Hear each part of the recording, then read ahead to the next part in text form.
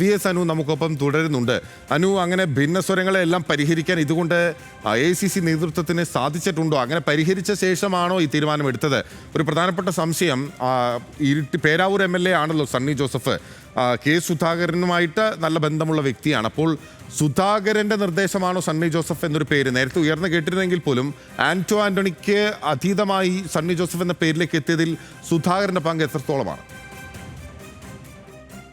ബിനിൽ നേരത്തെ സൂചിപ്പിച്ചപ്പോൾ തന്നെ Anto Antony, Sunny Joseph, Roji M John, ഈ ക്രൈസ്തവ വിഭാഗത്തിൽ നിന്ന് ഈ 3 പേരുകളാണ് ഏറ്റവും ഒടുവിൽ നേതൃത്വത്തിന്റെ മുന്നിൽ ഉണ്ടായിരുന്നത്. ഇതിൽ ആന്റോ ആന്റണിക്ക് ആയിരുന്നു കൂടുതൽ സാധ്യത പറഞ്ഞു കേട്ടിരുന്നത്. നമുക്ക് അവരുടെ ഉൾപാർട്ടി കാര്യങ്ങളാണ്, പക്ഷെ പുറത്ത് പറഞ്ഞു കേട്ടിരുന്നത് ആന്റോ ആന്റണിയുടെ പേരായിരുന്നു. പക്ഷെ ആ പേരിൽ K. സുധാകരൻ അത്ര തൃപ്തരല്ലായിരുന്നു.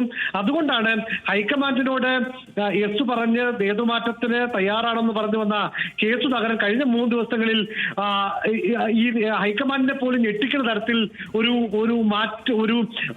മറ്റൊരു നിലപാടിലേക്ക് അദ്ദേഹം മാറിയത്. അത് സണ്ണി ജോസഫ് എന്ന പേരിലേക്ക് എത്തിക്കാനുള്ള നീക്കം എന്നാണ് മനസ്സിലാക്കാൻ സാധിക്കുന്നത്. അല്പസമയത്തിനകം സണ്ണി ജോസഫിനൊപ്പം K. സുധാകരനും മാധ്യമങ്ങളെ കണ്ണൂരിൽ കാണുന്നുണ്ട്. തീർച്ചയായും നമുക്കറിയാം, കഴിഞ്ഞ KPC പ്രസിഡന്റായിരുന്ന മുല്ലപ്പള്ളി രാമചന്ദ്രൻ മാറണമെന്നും K. സുധാകരനെ അവിടെ കൊണ്ടുവരണമെന്നും പരസ്യമായി ആദ്യം നിലപാടെടുത്ത നേതാവാണ് സണ്ണി ജോസഫ്. അങ്ങനെ K. സുധാകരനുമായി ഏറ്റവും അടുത്ത വ്യക്തിബന്ധമുള്ള നേതാവാണ്. ഈ തൊടുപുഴയാണ് അദ്ദേഹത്തിന്റെ ജന്മസ്ഥലമെങ്കിലും അദ്ദേഹത്തിന്റെ തട്ടകം കോഴിക്കോടും ഏറ്റവും പ്രധാനമായും കണ്ണൂരുമായിരുന്നു.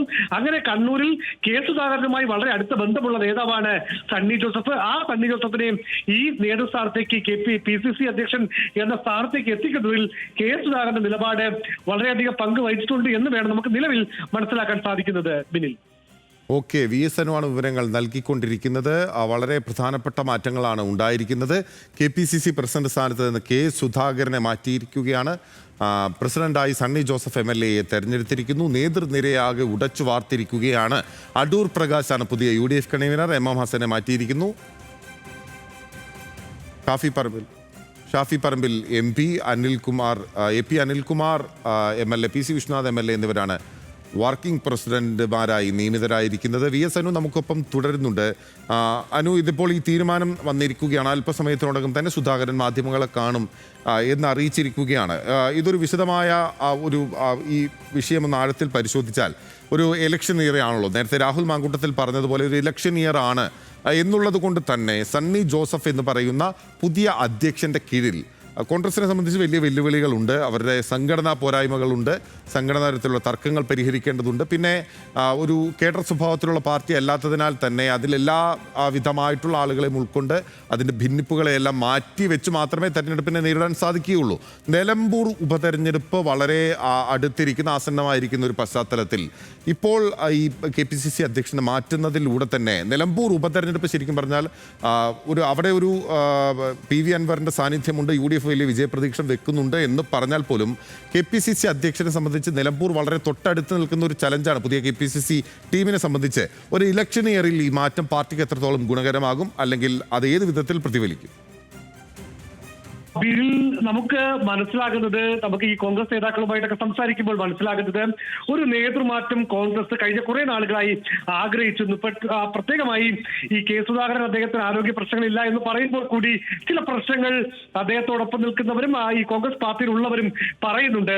ഇപ്പോൾ നിലമ്പൂർ ബൈ ഇലക്ഷനാണ് പാർട്ടിക്ക് മുന്നിൽ ഏറ്റവും പ്രധാനമായും നിൽക്കുന്ന ഒരു വിഷയം. അവിടെ ഒരു പുതിയൊരു ക്യാപ്റ്റനൊപ്പം പുതിയൊരു ടീം, യങ്സ്റ്റേഴ്സിനെയും പരിണതപ്രതിരായ നേതാക്കളെയും ഉൾക്കൊള്ളിച്ചുകൊണ്ടുള്ള പുതിയൊരു ടീം ഇറങ്ങുമ്പോൾ സ്വാഭാവികമായും അവിടെ ഒരു മുന്നേറ്റം ഉണ്ടാക്കാൻ കഴിയുമെന്ന് കോൺഗ്രസ് നേതാക്കൾ വിലയിരുത്തുന്നു.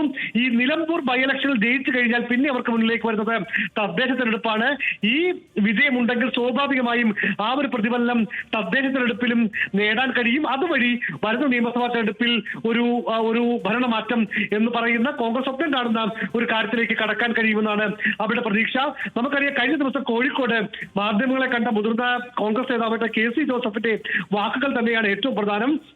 അടുത്ത നിയമസഭാ തെരഞ്ഞെടുപ്പിൽ കൂടി കോൺഗ്രസ് വിജയിച്ചില്ല എങ്കിൽ കോൺഗ്രസിന്റെ ഭാവി കണിയാനെ വെച്ച് നോക്കേണ്ടി വരും എന്നുള്ളതാണ് KC ജോസഫ് കഴിഞ്ഞ ദിവസം മാധ്യമങ്ങളോട് പറഞ്ഞത്. അങ്ങനെ ഒരു പ്രതിസന്ധിയിലാണ് കോൺഗ്രസ്. പ്രത്യേകിച്ച് ഭരണ തുടർച്ച പിണറായി വിജയൻ നേടുമ്പോൾ സ്വാഭാവികമായും അതിന്റെ പ്രതിസന്ധി പ്രത്യാഘാതം ഉണ്ടാകുന്നത് കോൺഗ്രസിനാണ്. ഭരണമില്ലാത്ത ഈ പറയുന്ന 10 വർഷത്തോട് അടുക്കുന്നു. ആ വർഷങ്ങൾ കോൺഗ്രസിനുണ്ടാക്കുന്ന പ്രശ്നങ്ങളുണ്ട്. മാത്രമല്ല കോൺഗ്രസിലെ ചില നേതാക്കൾ ഇപ്പോൾ പത്മജ വേണുഗോപാൽ അടക്കം BJP-യിലേക്ക് പോകുന്ന സാഹചര്യമുണ്ട്. മാത്രമല്ല ഈ തുടർ ഭരണത്തിന് വീണ്ടും ഒരു തുടർച്ച എന്ന രീതിയിൽ CPM-ഉം ഇടതുമുന്നണിയും വലിയ രീതിയിൽ പ്രചാരണം നടത്തുന്നു. ഉറപ്പായും അപ്പോൾ കോൺഗ്രസിനെ സംബന്ധിച്ച് UDF-നെ സംബന്ധിച്ച് വലിയൊരു ജീവൻ മരണ പോരാട്ടമാണ് ഇനി വരുന്ന നിയമസഭാ തെരഞ്ഞെടുപ്പ്. അതുകൊണ്ട് തന്നെ പുതിയ നിയുക്ത പ്രസിഡന്റിനെ സംബന്ധിച്ച് അത് ഏറ്റവും പ്രധാനപ്പെട്ട ഒരു ചലഞ്ചായി തന്നെ നിൽക്കുകയാണ്. ഇപ്പോൾ സഭയുടെ വലിയ സമ്മർദ്ദം ഇതുമായി ബന്ധപ്പെട്ട ഒരു ക്രൈസ്തവ വിഭാഗത്തിൽ നിന്ന്, പ്രത്യേകിച്ച് കേരളത്തിലെ ക്രൈസ്തവരിൽ ഏറ്റവും കൂടുതൽ അംഗബലം ഉള്ള സിറോ മലബാർ സഭയിൽ നിന്ന് തന്നെ ഒരു കോൺഗ്രസ് നേതാവ് KPCC അധ്യക്ഷ സ്ഥാനത്തേക്ക് വരണം എന്നൊരു ആവശ്യം ഉന്നയിച്ചു എന്നുള്ളതായിരുന്നു റിപ്പോർട്ടുകൾ വന്നിരുന്നത്. അപ്പോൾ അതിൻ്റെ അടിസ്ഥാനത്തിൽ കോൺഗ്രസ് നേതൃത്വം കാണുന്നത് വലിയ രീതിയിൽ സിറോ മലബാർ സഭയിൽ നിന്നടക്കം BJP വോട്ട് പ്രതീക്ഷിക്കുകയാണ്. അപ്പോൾ ആ വോട്ട് ബാങ്കിനെ തിരിച്ചു കൊണ്ടുവരിക, പരമ്പരാഗതമായിരുന്ന കോൺഗ്രസിൻ്റെ വോട്ട് ബാങ്കിനെ തിരിച്ചു കൊണ്ടുവരാൻ കൂടി ലക്ഷ്യമിട്ടുകൊണ്ടാണ് ഇങ്ങനെ ഒരു നേതൃമാറ്റം എന്നാണ് രാഷ്ട്രീയ നിരീക്ഷകർ ഉൾപ്പെടെ വിലയിരുത്തുകയും ചെയ്യുന്നത്. എന്തായാലും കാലം തെളിയിക്കേണ്ടതാണ് ഈ നേതൃമാറ്റം എങ്ങനെ പ്രതിഫലിക്കും എന്നുള്ളത്. VS അനുവാണ് വിവരങ്ങൾ നൽകിയത്.